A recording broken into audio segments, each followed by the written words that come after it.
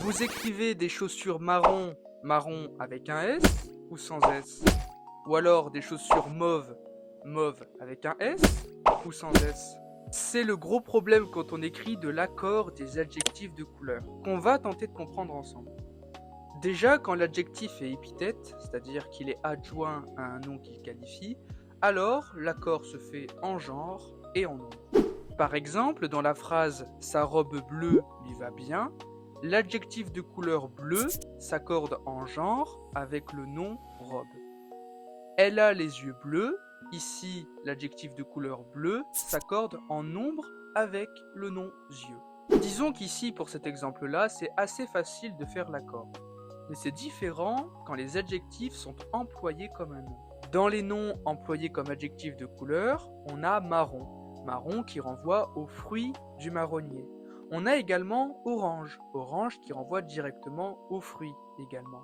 Ces adjectifs de couleur-là ne sont employés qu'invariablement.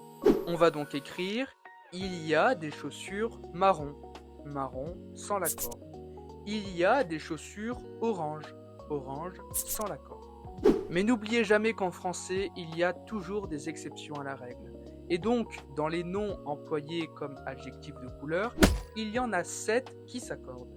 Et on pourrait donc utiliser un mot mnémotechnique pour tous les retenir. C'est vampifre.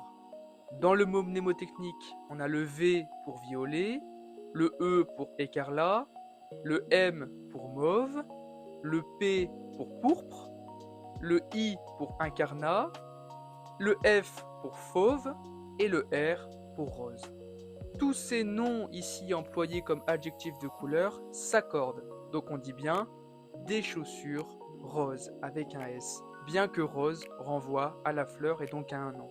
Ici, ce sont des exceptions.